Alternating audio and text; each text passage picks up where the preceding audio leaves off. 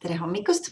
Esmaspäev, 25. mai ja me oleme matemaatikatunnis ning jõudnud teiega oma kordamisosaga viimase teemani, mis on geomeetrilised kujundid. Ja see on meil tööraamatus lehekülg 116-117.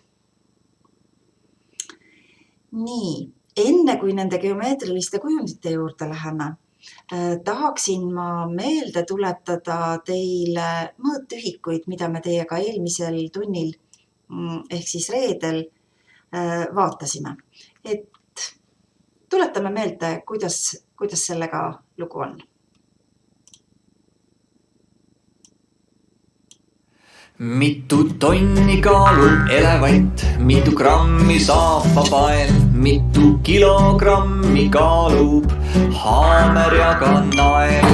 Selle saad teada siis, kui sul on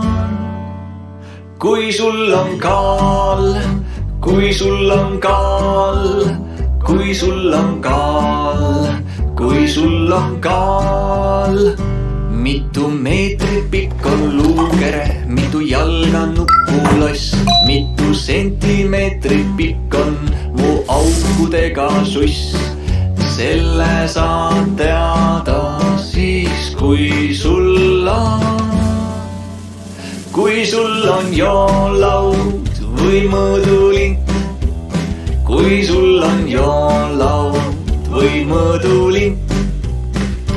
Mitu kraadi külm on jäätis, mitu kraadi kuum on supp, mitu kraadi on mu pisar, kui peale tuleb nutt.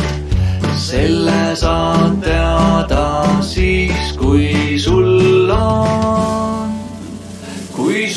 kraadiklaas, kui sul on kraadiklaas, kui sul on kraadiklaas, kui sul on kraadiklaas. Nii, tulid meelde mõõtühikud ka, et nii kergelt nad siis enam meelest ära ei lähe, eks ole. Aga lähme meie geomeetriliste kujundite juurde ja tööraamatus lehekülg 116 esimeseks kujundiks on meil ristkülik. Loodan, et sul tuleb meelde need geomeetrilised kujundid, mida me koolis sinuga ka vaatasime. Need olid sellised ruumilised, eks ole, et seal oli kohe hea neid niimoodi katsuda ja vaadata, aga ehk tuleb meelde. Nii, esimene kujund on siis ristkülik. Ja ristkülik on tasandiline kujund, eks ole. Kui me vaatame edasi, siis risttahukas on ruumiline kujund. Nii, ja selle sama risttahuka pinnalaotus, kui me ta lahti lõikame, siis ta näeb välja selline. Et selle järgi saad endale joonistada risttahuka ja enda jaoks ta kokku kleepida. Et tuleks risttahukas. Nii, tuletame meelde, missugused omadused seal ristkülikul ja risttahukal on. Et kui me võtame selle tasapinnalise kujundi ristküliku, siis tal on, mis asjad? Küljed. Mitu külge tal on?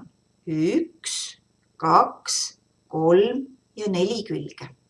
Nii, need olid need ääred, eks ole, küljed. Nii, mitu tippu on ristkülikul? Tipud on need, sul on kohe siin ära näidatud ka. Tuleb meelde, tipud olid need ja neid oli 4. Nii, ja nüüd nurgad. Missugune on ristküliku nurk? Võtta see terve see osa, eks ole, selle sai nagu ära sealt värvida, siis sa tead, missugune on nurk. Lähme edasi risttahuka juurde. Risttahukal on. Kas tal on ka külg? Ei ole külg, vaid tal on tahud. Võt, kui ma nüüd selle pinnalaotuse peale lähen, siis see ongi tahk. Ehk teiste sõnadega küll külg. Aga see on tahk. Tahk, see värvitud osa on kõik tahk. Nii, aga nüüd see äär siin, mis oli joonistatud, tuleb meelde. Need musta pliiatsiga tõmmatud kriipsud siin, ehk siis need samad, neid me nimetasime servaks. See oli serv. mis on nüüd ühtemoodi ristkülikuga ja risttahukal? Neil on tipud. Tipud on neil kõigil ühesugused, eks ole? Nii, tipud on ka. Loe ära, mitu tippu on risttahukal. Saame hakata siit lugema. 1, 2, 3, 4, 5, 6, 7, 8. 8 tippu, eks ole? Nii, mitu serva? 1, 2, 3, 4. Põhjal samamoodi 4, ehk siis kokku 8 ja nüüd 9, 10, 11 ja 12. 12 serva. Nii, ja mitu tahku me saame? 1, 2, 3, 4, 5 ja 6. On nii, 6 tahku. See oli siis ristkülik ja risttahukas. Tuli meelde. Lähme järgmise kujundi juurde, mis on siis ruut ja kuup. Nii, kumb on nüüd tasapinnaline, tasandiline kujund? Ruut, eks ole, ja kuup on jällegi ruumiline kujund ja siia kõrvale on siis toodud kuubi pinnalaotus. Kuidas teha vahet ruudul ja ristkülikul? Sest tegelikult ruut on ka ristkülik. Aga missugune ristkülik on ruut? Mida tema kohta saab öelda? Ta on võrdsete külgedega ristkülik. Just nimelt, sest ruudul on kõik küljed ühepikkused ja sellepärast nimetataksegi teda siis ruuduks. Aga tal on samamoodi 4 külge, 4 tippu ja 4 nurka. Nii, kui me räägime kuubist, siis kuubil täpselt samamoodi on jälle tahk, need ääred on servad ja on olemas tipud. Ja kui kokku lugeda, siis täpselt sama palju on tal tippusid, ehk siis servi ja tahkusid, nagu oli risttahukal. Ainuke asi, eks ole, et ta on natukene nagu väiksem, sest kõik tema küljed on ühepikkused. Ruudul kõik küljed ühepikkused, risttahukal või kuubil, täpselt samamoodi on ju tahkudeks mis asjad? Ruudud. Ruut, ruut, ruut, ruut, ruut ja ruut. Nii, panen korraks risttahuka tagasi. Risttahuka nendeks tahkudeks on põhiliselt on ristkülikud, aga 2 ruutu on ka külgedeks, eks ole? Nii, ja ruut. Järgmine, sinul tööraamatus samamoodi, on siis kolmnurk ja püramiid. Nii, kolmnurk. Kolmnurgal on mitu külge? 3 külge. Mitu tippu? 3 tippu. Ja mitu nurka? 3 nurka. Nüüd, sul on siia kõrvale joonistatud 4-nurkne püramiid. Mille järgi sa tundsite ära, et tegemist on 4-nurkse püramiidiga? Ja sest tema alustahk on 4-nurk. Kõik teised tahud on 3-nurgad. Seda on väga hästi siit püramiidi pinnalaotuse pealt näha, et see 4-nurk ehk siis ruut on tema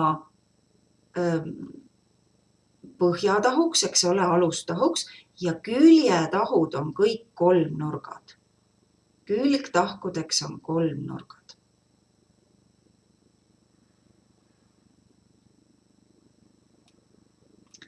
Nii. Ja nüüd on tulemas veel üks kujund ja see oli meil ring ja kera. Ring ja kera. Nii, ring on jälle tasapinnaline ja kera on ruumiline kujund. Sinu ülesanne minna leheküljele 117 ja täita ülesanded. Nii nagu eelmisel tunnil, kui me tegime, et sa täidad iseseisvalt mingid ülesanded ja siis tuled tagasi ja kontrollid ja vaatad, mida sa parasjagu siis teinud oled, eks ole. Nii, tuletame jälle meelde. Number 1 ülesanne. Tuleb joonestada sirglõik AB pikkusega 8 sentimeetrit. Nii, mis sa tegid selleks? Võtsid joonlaua, panid 0 punkti sinna, kus on A.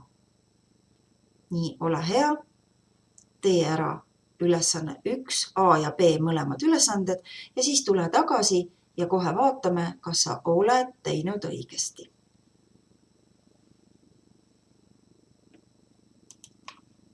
Nii, kui sa oled nüüd tagasi, siis vastused on ekraani peal ka olemas. Kuidas siis õigesti joonestada sirglõiku? Sa märgid sinna ära ka B. Nii, aga sa panid tähele, et teise ülesande ehk B puhul oli siis vaja ka natukene arvutada, eks ole. Mõõda sirglõigud CD pikkus, see oli sul juba olemas, mõõtsid ära, kirjutasid peale 12 sentimeetrit. Nii, ja joonesta sellest 5 sentimeetri võrra lühem sirglõik FE. Sa tegid õigesti. Ma loodan küll, et tegid. Nii, järgmine ülesanne on. Kirjuta iga kujundi alla selle kujundi nimetus. Nii, pane video seisma ja mine kirjutama.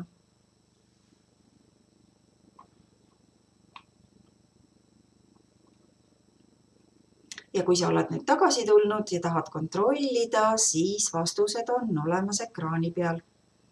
Esimene kujund on ruut, teine on kolmnurk, siis oli ring, need olid kõik tasapinnalised kujundid. Siis on kera, risttahukas ja püramiid. Nii, tubli. Jäänud on veel täita 3. ülesanne. Täida lüngad. Loe hoolega. Ja kirjuta sinna numbrid. Nii, võid panna vahepeal video stoppi ja tule siis tagasi.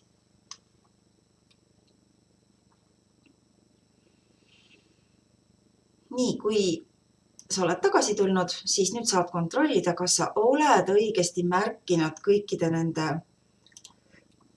ristküliku, kolmnurga, risttahuka, küljed, tipud, nurgad ja servad ja tahud, kõik, mis oli vaja märkida. Nii, kui need on nüüd märgitud, siis olemegi selle